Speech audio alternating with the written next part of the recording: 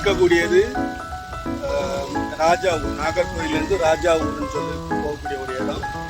எப்போ நாங்கள் இங்கே வரும்போது இந்த இடத்துல இன்னும் ஒரு ஃபோட்டோ எடுத்து தான் போவோம். அவ்வளோ க்ரீனு.